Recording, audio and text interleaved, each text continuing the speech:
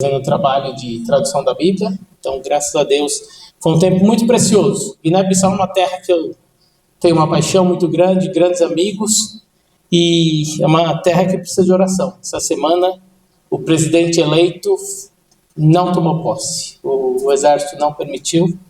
Então, agora a democracia foi interrompida, né? Então, o povo está bem triste, bem chateado, e não sei onde vai chegar essa confusão, né? Que teoricamente o país é democrático, então a eleição deveria prevalecer, mas o exército acho que não tinha quem eles queriam, né?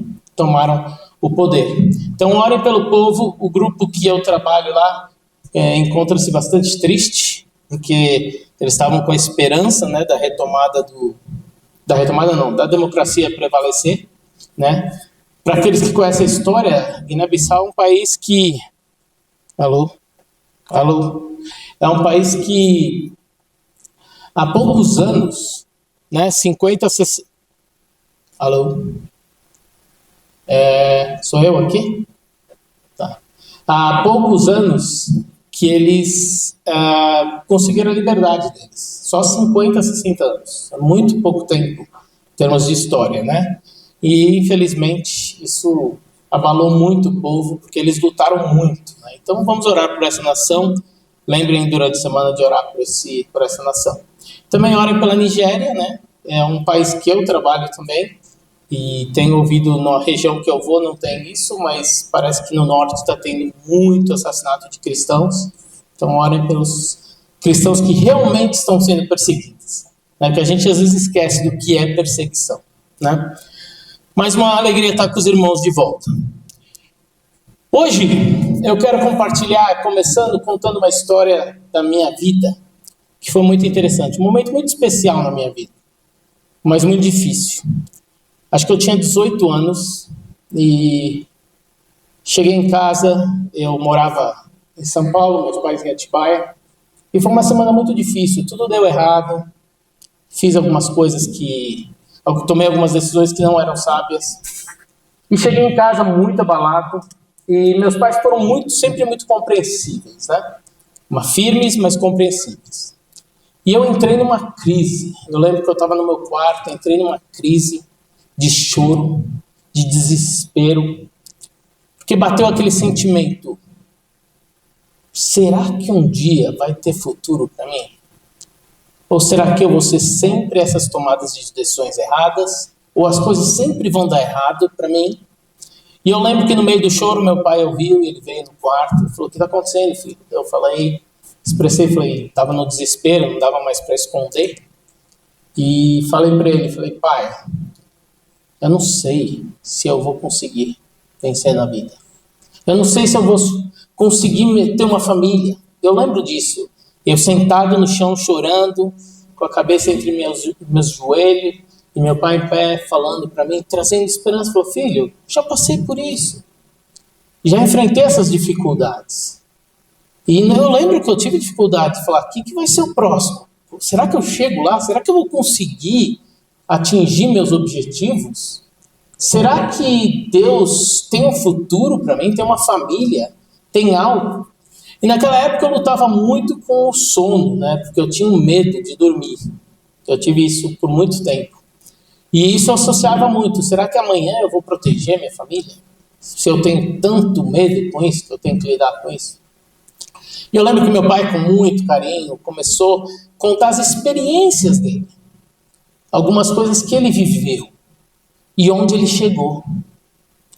E aquilo foi acalmando meu coração, porque eu vi que ele estava numa situação que não tinha muita esperança. Era uma região família muito pobre, e Deus foi construindo uma história maravilhosa na vida dele. E aquilo foi trazendo paz ao meu coração. O passado trazendo paz ao meu coração de uma realidade que eu não tinha acesso. Eu não tinha conhecimento suficiente para poder superar aquela minha crise, sabendo que eu teria uma garantia de sucesso. Mas meu pai tinha. Porque ele já havia vivido e já tinha chegado lá. Já tinha família, estava estabilizado, um ministério, um bom trabalho. E eu lembro que isso foi acalmando meu coração. E meu pai tem um jeito muito peculiar de lidar com essas situações. E aí terminamos a conversa, ele saiu, de repente ele voltou e falou: filho, vamos embora, vamos dar um rolê. E eu lembro que ele me levou para assistir Portuguesa e Bragantino, que era uma paixão minha jogar futebol, né? E eu lembro que aquele tempo foi muito especial, que ele começou a me discipular, me acompanhar. Mas aquele desespero inicial, ele se tornou, de certa forma, uma esperança. Porque eu olhava para a realidade do meu pai e via que tinha futuro. Mesmo num cenário muito, muito diferente, que era bem inferior ao meu, porque ele não tinha condições na minha idade. Ele estava batalhando na vida, a família dele era muito pobre. E chegou. Então aquela história me motivou e me trouxe esperança, porque ele me fez ver o que eu não tinha a mínima condições de ver. A mínima condições. Eu era um garoto de 18 anos, sentado no chão, chorando ao desespero, sem futuro, sem direção, sem saber o que viria. E a experiência do meu pai, aquilo que ele viveu, foi fator motivador para que eu pudesse superar o desespero. E esse desespero passou a ser consolo, esperança, dependência, porque eu não tinha acesso a isso. Eu não conseguia ver o futuro. Eu não conseguia ver nenhum passo adiante. Mas ele conseguia. E aí o encorajamento dele me fez caminhar. Hoje sou casado com uma linda mulher, tenho 2 lindos filhos, pela graça de Deus. Mas eu não via aquele dia que eu estava sentado no chão, chorando aos prantos. Eu não conseguia visualizar isso. Não conseguia. Porque estava muito distante de mim. Era algo muito fora da minha realidade. Era algo que minha mente, naquele momento, não tinha a mínima condições de entender. Na realidade, o que os profetas faziam é o que meu pai fez de certa forma. Só que eles contavam algo muito maior, não a experiência deles. Eles contavam a verdade do divino. Eles falavam a realidade do Deus Todo-Poderoso, que ninguém tinha condições de pensar. Eles revelavam de forma simples e direta o inefável. Hoje vocês vão aprender uma palavra, o inefável. O inefável nada mais é do que aquilo que você não compreende, aquilo que você não tem acesso, aquilo que a sua mente não tem condições de entender. Mas os profetas revelavam isso de uma forma que trazia esperança. O texto de hoje, Isaías, que é o profeta que a gente está conversando, vai falar um pouco hoje, ele fala à nação de Israel num momento muito difícil. Era um momento de opressão, trevas, desespero, e o texto cita bem específico Galileia, Zebulon e Naftali, no início do texto, nós vamos ler já já. E esse momento de opressão e trevas e desespero fazia com que o povo de Israel não entendesse qual seria o próximo passo. Na realidade, eles imaginavam que eles seriam destruídos. Eles se sentiam oprimidos, não tinham esperança e num desespero total. O presente deles era caracterizado pelo jugo pesado, pela bota barulhenta do guerreiro, como diz o texto, pela capa manchada de sangue. Período muito terrível de guerras, de opressão, de um povo mais poderoso tomando o povo menos poderoso. A falta de esperança. A falta do entendimento daquilo que o futuro nos traria a eles. E o profeta, ele vem com esse objetivo. O objetivo dele, muito forte, é trazer de forma simples e direta o inefável. Aquilo que ninguém podia entender. Meu pai, ele trouxe o inefável para mim, naquela realidade, naquele momento, de forma simples e direta. Olha para mim, filho. Olha para mim. Deus fez. E aquilo me trouxe paz. E os profetas, eles faziam isso revelando futuro. Não revelando um futuro de você vai se dar bem financeiramente. Não.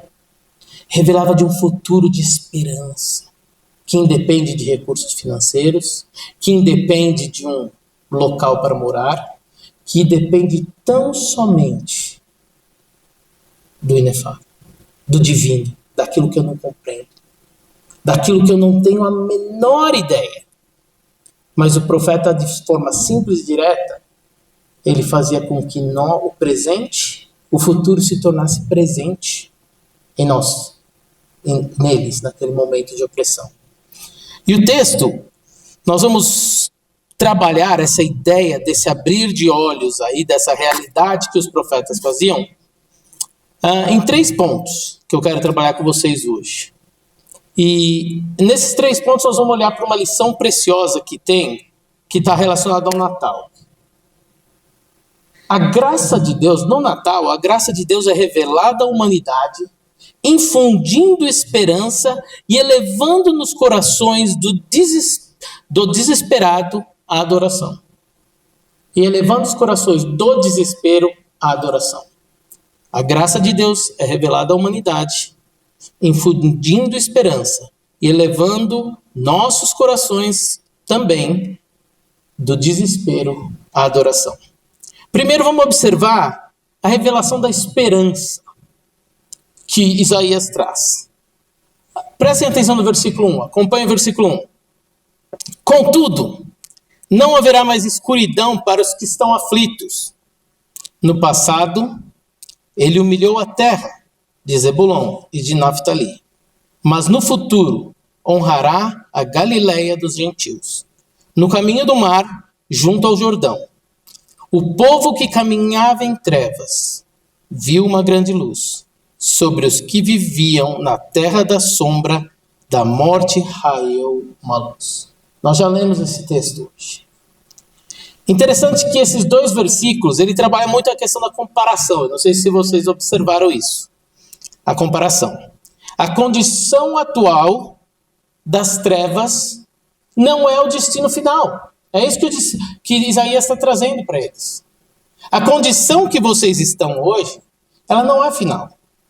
Porque não vai haver escuridão. Não haverá mais no futuro. Só que aquela mente do presente, na realidade, aquela prisão do presente daquele povo, tinha dificuldade de visualizar isso. E o profeta, ele entrava naquela prisão chamada presente, introduzindo o futuro, o inefável que não tem como entender, somente o profeta poderia fazer isso, porque o futuro, ele não é presente. Nós não temos acesso a isso. Ele tornava o futuro presente no coração desse povo. Não vai haver mais escuridão. Você imagina em meio a guerras, como o texto diz, sangue, pessoas morrendo às espadas, as batalhas. E alguém chega e fala assim, não haverá mais escuridão, não haverá mais trevas, não haverá mais morte. Esperança aos aflitos. No passado ele humilhou a terra de Zebulon e Naftali, mas no futuro a honrará. Imagina você ouvindo a sua terra que está sendo humilhada, destruída pelo inimigo, mas no futuro será honrada. Tornando de forma clara, e simples, o inefável, aquilo que eles não tinham condições de entender sozinhos, porque eles estavam presos no presente. E o profeta trazia a liberdade do presente, apresentando o futuro. O povo que caminhava em trevas viu uma grande luz. Vocês já imaginaram a cena? Enquanto eu estudava, eu preparo meu sermão normalmente das 5 às 6:30 da manhã. Esse é o horário que eu separo, normalmente. E eu comecei a pensar sobre a escuridão. Você já entrou numa sala que você não consegue ver um palmo à sua frente? É um desespero total. Mas quando você vê lá no fundo uma luz, isso vai trazer esperança. Alguma coisa está lá. Alguma coisa tem lá. É lá a direção, porque para cá eu não tenho nada. Não consigo ver nada. Não tenho esperança. Lá eu tenho. E quando você caminha para essa luz, você não sabe se vai cair num buraco. Se algo vai acontecer nesse percurso, porque para chegar àquele ponto de luz, você ainda precisa caminhar essa escuridão. Só que aqui o texto está falando que não era um ponto de luz. É um raio de luz. É esperança. O raio de luz, o que ele faz? Ilumina tudo. Se você entrar nesse salão à noite, como eu já entrei, escuro, você não vê nada. Mas quando você levanta 2 chavinhas que tem numa mesa ali, você vê tudo. Esperança de que eu não vou bater a perna na cadeira, ou de que eu não vou dar de cara com um raccoon, ou qualquer outra coisa semelhante. Porque eu tenho esperança, porque é um raio de luz. É uma esperança que na cabeça daqueles que estavam presos no presente não tinham como entender. A luz raiou. A revelação do presente, a revelação da esperança que o profeta apresenta. A comparação que ele deixa muito clara, enfatizando nesses 2 versículos. Trevas. As trevas não serão o destino final. As trevas não é o destino final. Trevas não é o destino final. Trevas não é o destino final. Para quem vivia em trevas, não tem como visualizar o final. Se você estivesse no chão comigo, quando eu estava chorando, com a cabeça entre minhas pernas, e falasse, fica tranquilo. Não, eu não visualizo nada, eu não tenho acesso a tudo isso.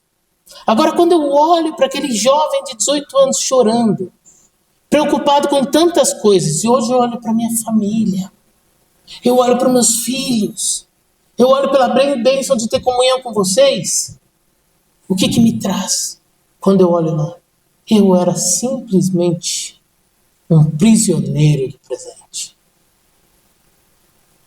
Um prisioneiro do presente. Nós somos prisioneiros do presente. Porém, todavia, o Natal trouxe a liberdade dessa prisão do presente para aqueles que creem. A graça de Deus, não a escuridão, sim a luz. Não a humilhação, sim a honra. Não a morte, sim a esperança. A esperança, o povo que andava em trevas viu a grande luz. Não será sempre assim. Garantia de mudança. Porém, sabe qual a diferença do meu pai, dos conselhos do meu pai e dessa esperança? É que meu pai, ele não tinha visão do futuro. Ele só tinha a experiência do passado. Essa palavra do profeta é a esperança do futuro, garantida. Ela é garantida. Haverá o dia que não haverá mais sofrimento, que não haverá mais dor, que não haverá mais choro, que não haverá mais falta de dinheiro, que não haverá mais depressão, que não haverá mais ansiedade, que não haverá mais preocupação. Por quê? O profeta continua. Ele revela com clareza no ponto 2 que a esperança está em um homem. E é muito interessante quando a gente observa esse texto, porque eles esperavam um guerreiro. Era época de guerras. Eles tinham expectativa de um modelo, de um tipo, de uma persona específica. Tanto é que quando Davi é escolhido, ninguém entende, porque ele não tinha esse perfil. Saul tinha. Tinha perfil de guerreiro. Davi não. Tanto é que o pai nem chama o coitadinho no campo. Depois que o profeta pede para chamar, é chamado. Existia essa expectativa. E o profeta, ele enfatiza, é sobre um homem. É sobre um homem.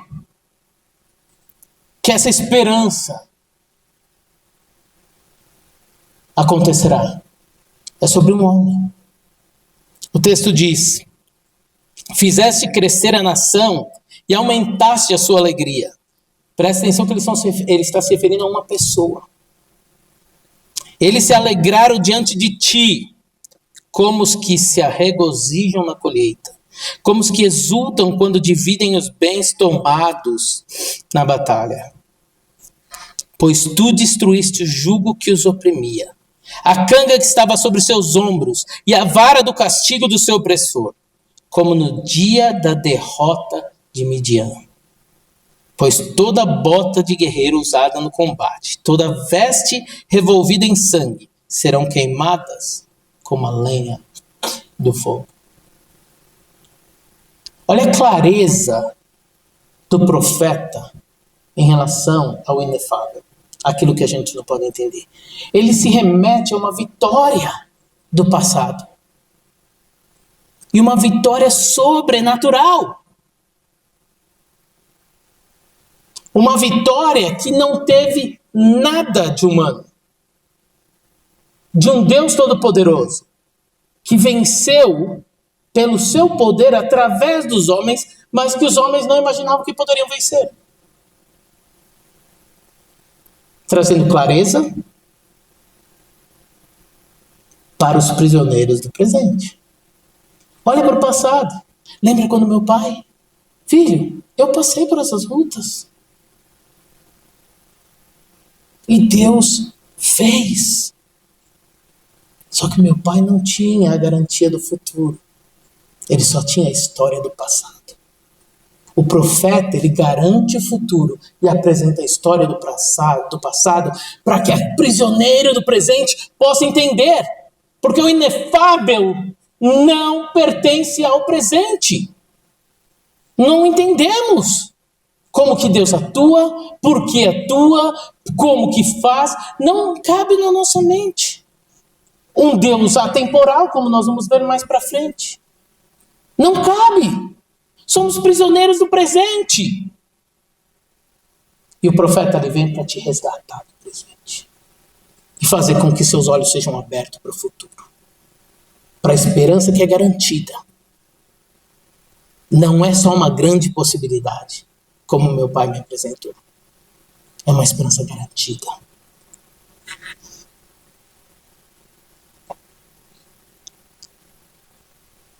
A alegria da esperança comparada com a alegria da ceifa. Meus irmãos, você já passou fome? Ok, alguém já passou fome? Deve ter passado. Quando você sabe que você tem condições, vai ter acesso à comida, essa alegria ela é impagável. Por quê? Porque é necessidade básica.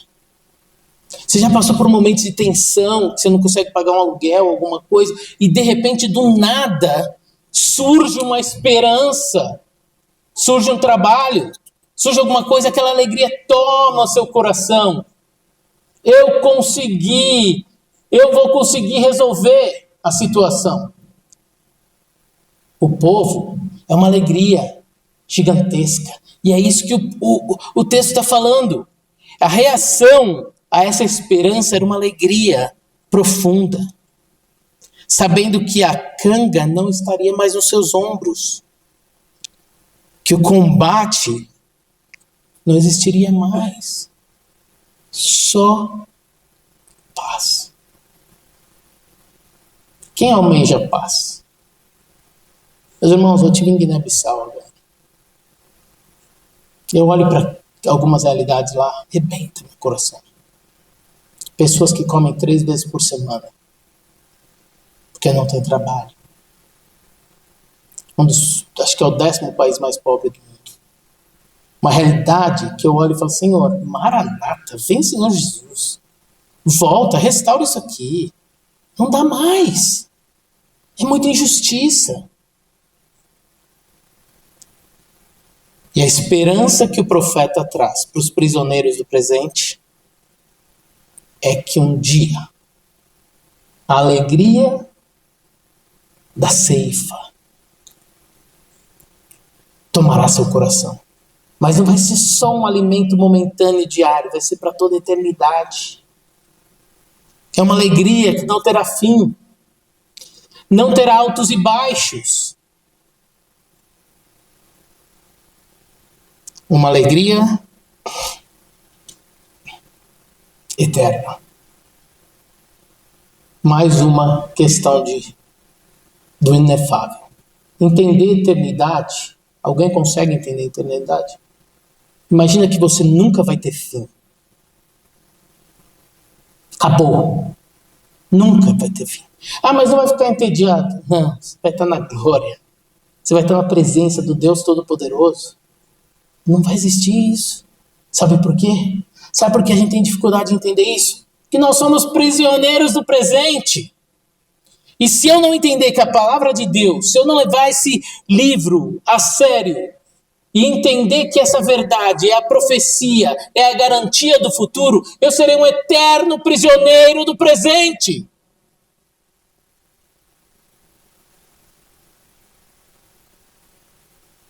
Porque esse livro traz esperança para o futuro. Não traz a garantia do futuro. Traz a garantia onde suas lágrimas não vão cair mais. Que você vai caminhar com o Criador, com o Deus Todo-Poderoso. É essa esperança que o profeta traz com clareza e diz que vai ser um homem que vai trazer essa esperança. Imagina a cabeça desse povo. Como um homem levará a essa realidade? Quem é este homem? Como ele pode fazer isso? E o profeta continua. Ele revela o inefável, saindo do desespero para a adoração. Ele começa, o que leva o prisioneiro do presente sair do desespero e ir para a adoração? É conhecendo o homem. É conhecendo o homem que vai libertá-lo. E o profeta detalha isso. Só que ele entra de novo, com clareza, trazendo o inefável para a cabeça do povo. Ele diz, porque um menino nos nasceu. A expectativa era um guerreiro. E agora estamos falando de um menino que nasceu. Um bebê. Um menino nos nasceu. Um filho nos foi dado. Grande diácono. Amém. Obrigado, meu irmão. Porque um menino nos nasceu. Um filho nos foi dado. E o governo está sob seu ombro. Você imagina o povo ouvindo isso. Um menino, um bebê, vos nasceu. E ele será o governante. E tudo estará sob seu ombro. Ele estenderá o seu domínio. E haverá paz sem fim sobre o trono de Davi. E sobre o seu reino, estabelecido e mantido com justiça e retidão. Desde agora e para sempre. O zelo do Senhor dos Exércitos. Olha novamente o profeta. Novamente o profeta vem resgatar os prisioneiros do presente. Ele cita o trono de Davi. ele fala da realidade, ele traz a clareza. Sabe aquela realidade do trono de Davi? Ela será restaurada por completo, apresentando clareza para aquele prisioneiro do presente que não consegue entender. Suas limitações são enormes, são gigantes. Se eu perguntar aqui quantas vezes coisas na sua vida aconteceu que você não faz a menor ideia por quê? Porque você é um prisioneiro do presente. Você não foi chamado para entender. Você foi chamado para confiar. Você foi chamado para descansar.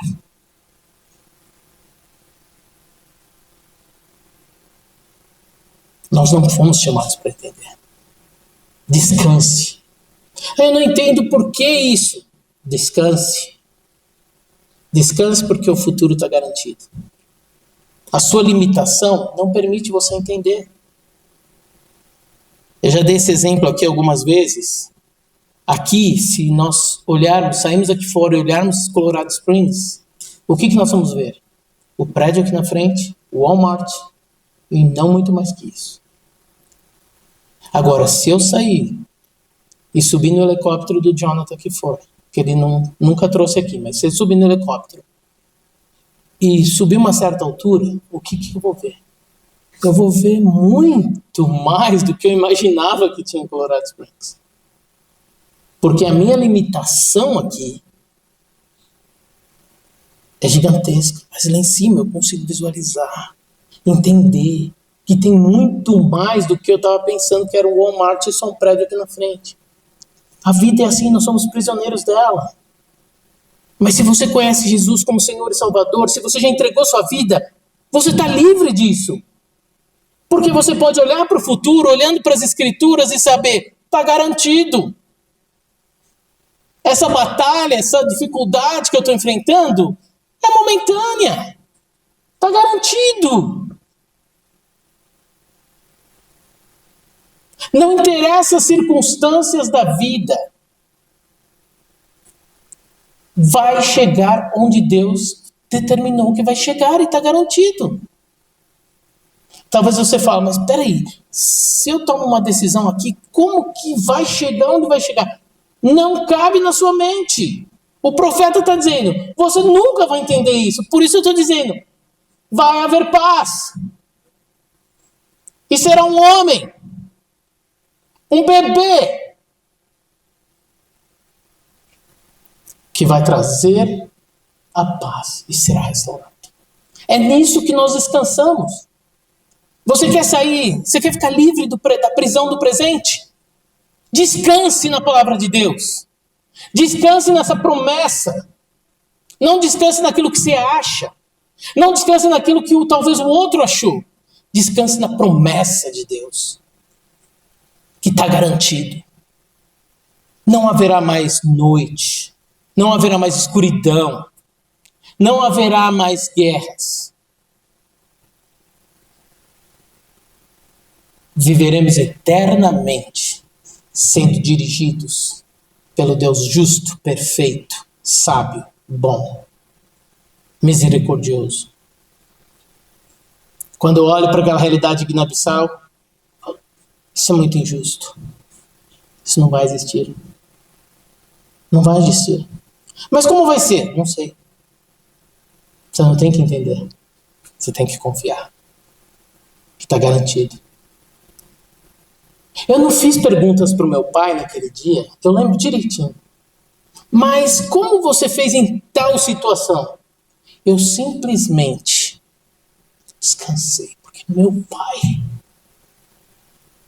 estava ali. E estava dizendo, filho, nós vamos juntos, vai caminhando, nós vamos chegar lá. Ele não tinha garantia, mas ele tinha que eu estarei com você. Aquilo me trouxe, não o cenário todo. Ele não falou, você vai ter uma linda esposa chamada Heloise. E vai ter 2 filhos, o Luke e o Nathan, que são 10. Ele me falou isso. Mas mesmo com a garantia de um pai maravilhoso que eu tinha, já me trouxe paz, da garantia do nada. Agora nós temos a garantia completa, o cenário completo. Só basta confiar que esse livro, ele é absoluto. Que suas promessas são reais. O que ele prometeu, ele vai cumprir. Não crie promessas que ele não prometeu e exija dele. Porque o que ele prometeu, ele vai cumprir.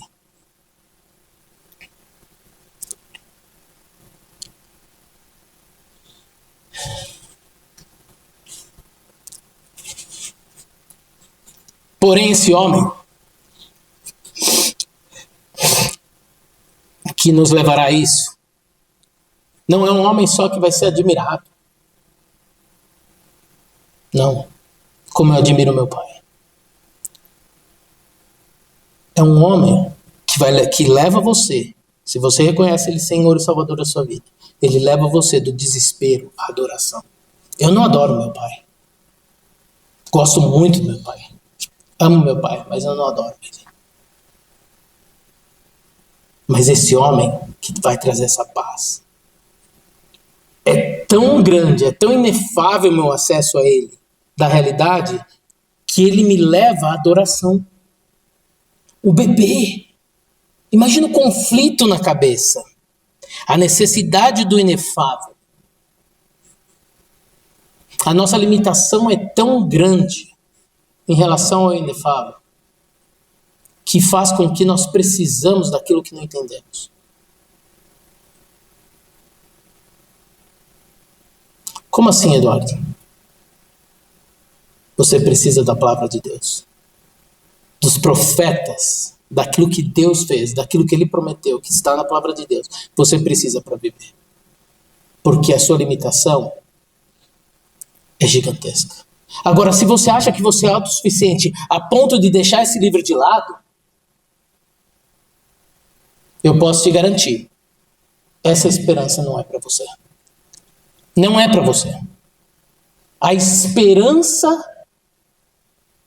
de paz, falta de tormento, de opressão, é para aqueles que entendem que o bebê é a esperança. O bebê é a esperança. É nele que eu coloco minha confiança. Se você não entende isso, você vai viver em opressão. Você vai viver na escuridão por toda a eternidade. Isso é o Natal. É este bebê que nós celebramos. É aquele que tira da escuridão e traz para a luz. Como Jonathan nos dirigiu. É aquele que traz esperança. E o profeta faz isso. Ele mostra com clareza.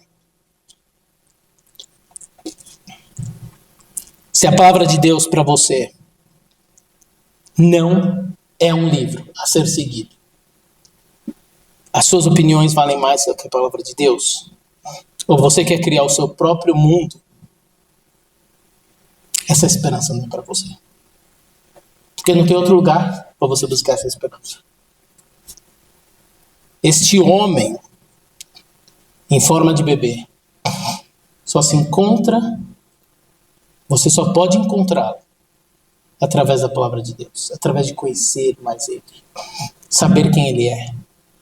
Se você quer deixar de ser prisioneiro do presente, coloque sua vida nas mãos deste homem.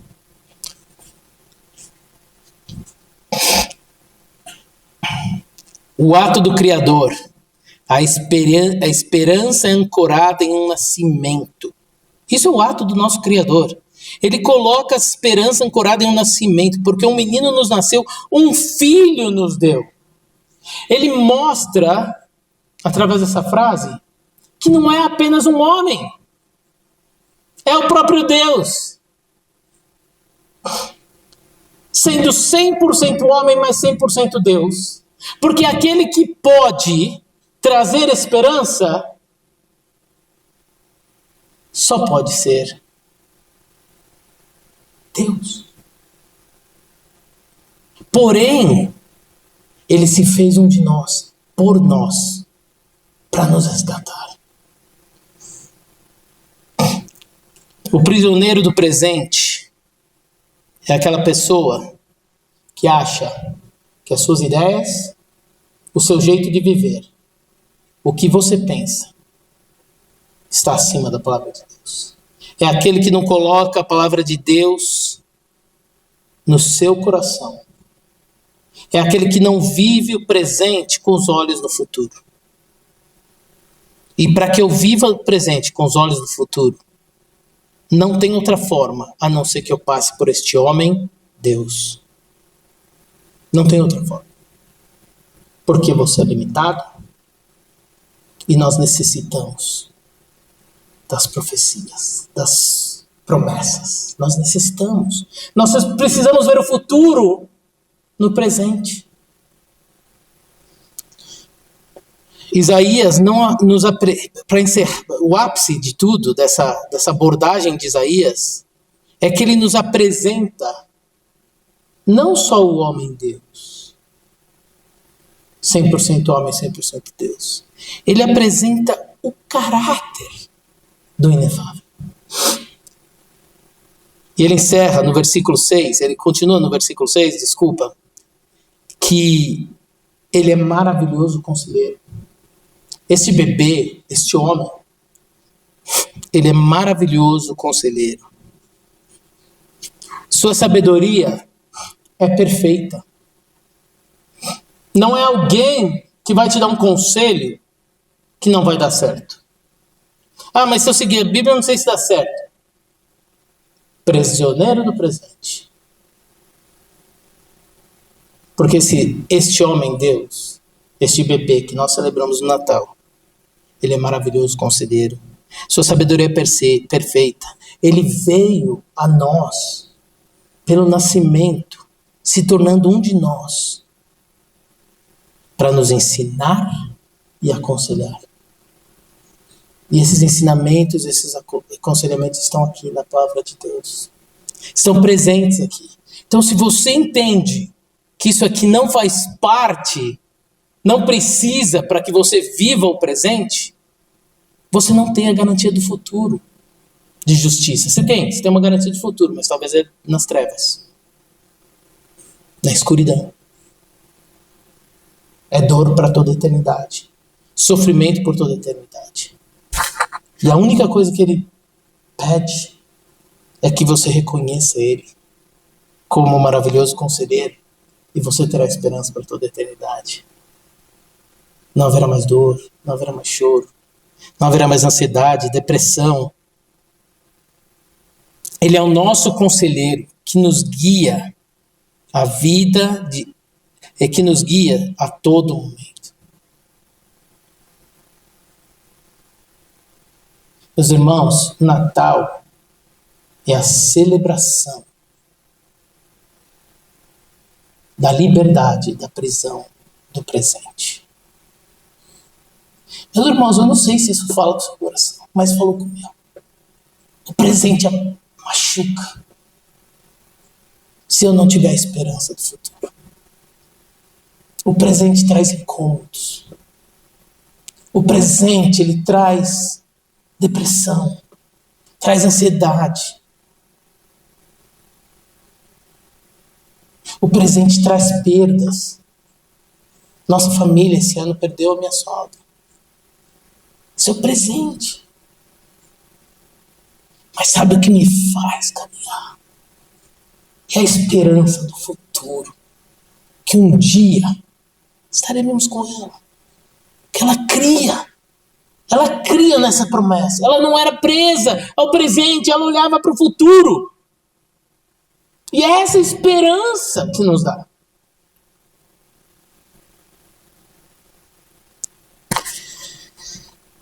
Ele é quem nos guia nessa caminhada para que nós possamos ser livres dessa prisão do presente.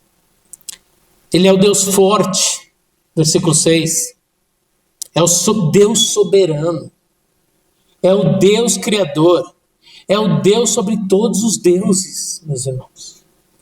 Nós não estamos falando de um poder momentâneo. Nós estamos falando do poder de todos os poderes. Deus sobre todos os deuses.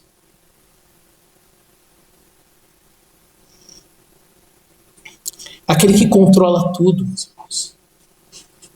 Eu confesso para você que às vezes parece que perdeu o controle. A gente olha para o mundo e parece que perdeu o controle. Olhe para o futuro. Saia da prisão do presente. O presente não determina mudanças no futuro. Porque Deus está no controle. É Ele que estabelece. Então o presente ele não vai determinar. Mesmo que você tome decisão A ou B, está garantido que a luz vai raiar. Já raiou, já nasceu. E que a esperança existe. Que não seremos presos pelo presente se eu olhar para o futuro, debaixo dessa esperança. É isso que os profetas faziam. Eles libertavam o povo da prisão do presente. Ele é o Pai da eternidade. Nasceu no tempo, sendo atemporal. É inefável, gente. Isso aqui é totalmente incompreensível. Ele nasceu no tempo, mas ele é atemporal. Deus é atemporal. Só que ele nasceu no tempo. Jesus é eterno. Ele é Deus. Não tem princípio nem fim. É este bebê que nós adoramos no Natal. Que nós celebramos no Natal. Ele também é o príncipe da paz. Jesus veio para restaurar o nosso relacionamento com Deus. Não é só uma paz de guerras. Não haverá mais guerras. É uma paz muito maior. Se você entregar sua vida a essa esperança, se você decidir ser livre dessa prisão do presente, olhando para o futuro e descansando em Deus, você terá paz. Mesmo nesse mundo sem esperança. Pastor, mas tem hora que eu luta porque a gente perde a perspectiva do futuro, porque o inefável ainda não cabe na nossa mente. E aí que eu preciso me deleitar, investir tempo estudando a palavra, para que eu possa me libertar do presente, para que o presente não tome conta das minhas ações, para que o presente não determine minha adoração. Meus irmãos, o presente não pode determinar a sua adoração. Se naquele momento de dor, de dificuldade, que as coisas não acontecem como você quer, o que você pediu não aconteceu, circunstâncias não determinam a adoração. O que determina a adoração é o bebê. É o que ele pode fazer. É o que ele fez por você. E a esperança que ele te dá. A vida é sobre ele. Tão somente. A nossa adoração é sobre ele. Ele deveria ser o mais importante em nossas vidas. No Natal, que na realidade é uma boa prática, mas na realidade o Natal deveria ser o ano inteiro. Mas é uma boa prática a gente separar um período. Deveria ser uma constância. Uma constância. Ele é o príncipe da paz. É aquele que vai dar justo. Meus irmãos, o príncipe da paz é aquele que você coloca a sua fé nele, entrega a sua vida a ele como Senhor e Salvador. E ele passa a olhar você como filho. Ele passa a olhar para você como alguém santo. Pastor, você não tem ideia quem sou eu. Não. Se você entregou sua vida a Jesus e confia nele, e ele é seu Senhor, ele olha para você como santo. Sabe por quê? Porque foi pago pelo sangue dele. Ele pagou por você o que você não podia pagar.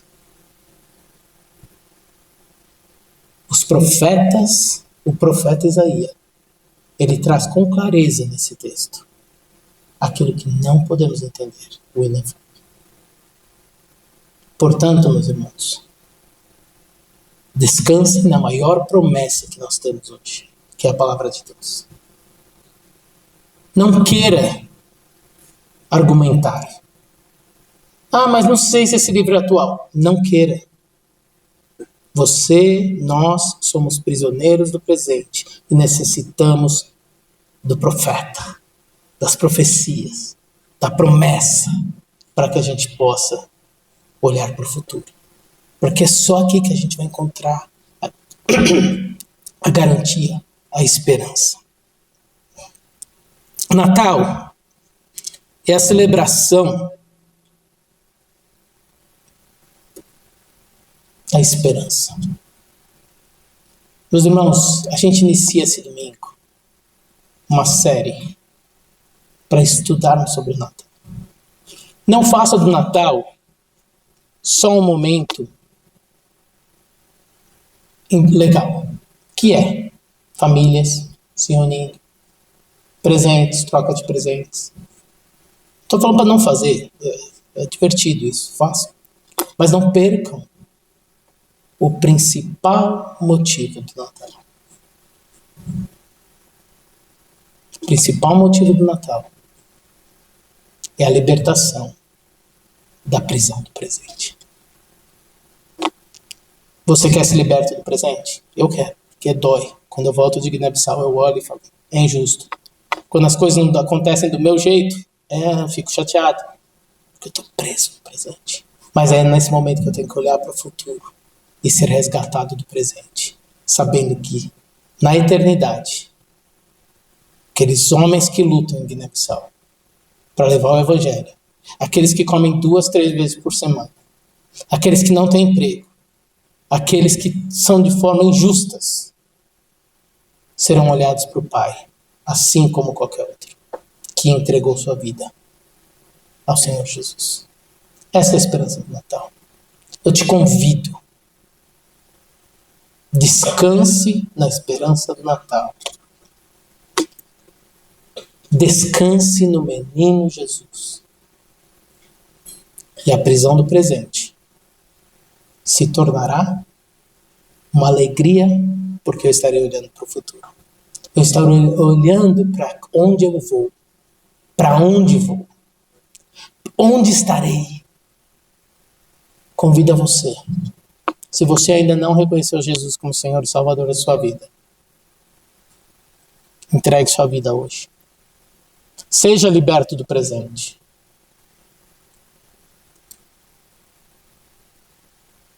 Celebrem o menino Jesus.